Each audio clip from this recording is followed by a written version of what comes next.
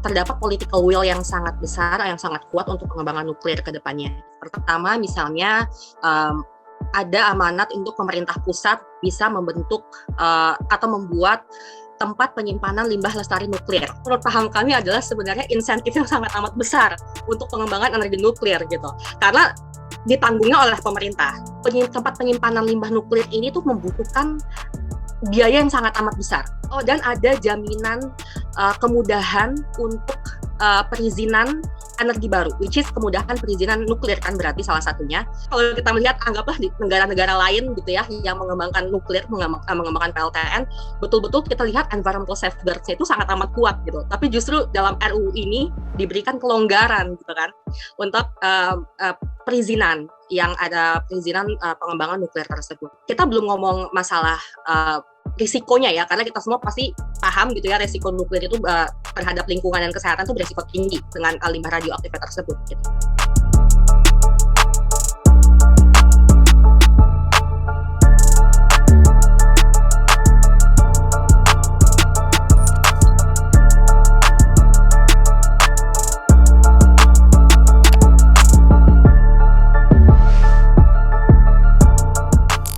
Ini itu tidak hanya fokus untuk mengembangkan energi terbarukan, tapi itu juga mengembangkan ada energi baru di sana, terminologi energi baru, which is energi baru itu masuk nuklir, batu bara tercairkan, gasifikasi batu bara, coal bed methane gitu ya, yang sebenarnya itu bentuk-bentuk baru dari batu bara gitu ya, seperti itu. Di saat sebenarnya sekarang seluruh dunia sedang berlomba-lomba begitu untuk bertransisi ke energi terbarukan, namun sayangnya memang RUU ini justru memberikan peluang untuk pengembangan energi-energi fosil lagi. Cuma memang yang kami kritisi adalah tidak ada pembedaan antara energi baru dan energi terbarukan di sini gitu. Jadi kalau kita lihat terminologinya, dana energi baru dan terbarukan, insentif untuk energi baru dan terbarukan gitu. Tidak ada prioritas yang betul-betul untuk pengembangan energi terbarukannya saja gitu.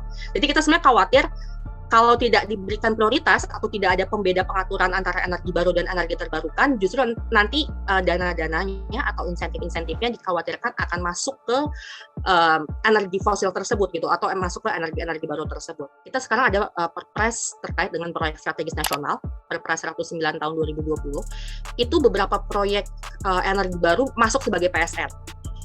Seperti misalnya gasifikasi batu bara di Tanjung Enim atau coal to methanol di Kutai Timur, yang kalau kita lihat dalam Omnibus Law misalnya Undang-Undang Cipta Kerja, terdapat berbagai macam kemudahan gitu. Memang diberikan banyak kemudahan untuk pengembangan PSN tersebut.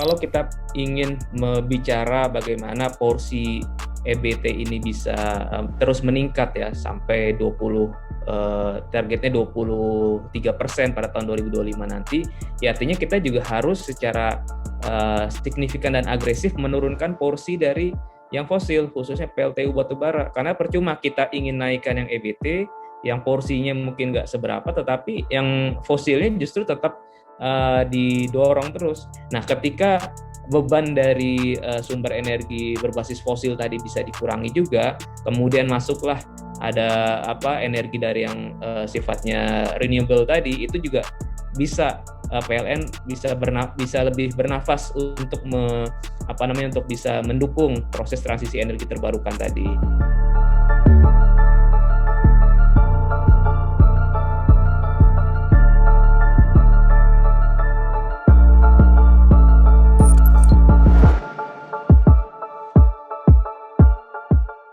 Kalau kita melihat dalam naskahnya atau dalam batang tubuh RUU tersebut, bagaimana kita melihat pengaturan-pengaturannya itu masih sangat amat umum misalnya, kemudian banyak pengaturan yang mungkin tumpang tindih dengan Undang-Undang Ketenaga Listrikan, Undang-Undang Energi misalnya, atau Undang-Undang Perlindungan dan Pengelolaan Lingkungan Hidup, dan bagaimana kita melihat juga bahwa amanat untuk penyusunan PP, untuk penyusunan implementasi peraturannya itu 2 tahun setelah undang-undang ini disahkan gitu. Jadi kita melihat bahwa ketika RUU ini disahkan, kalau misalnya draftnya masih seperti sekarang, kemungkinan besar ini tidak akan bisa langsung dioperasionalisasikan dengan baik.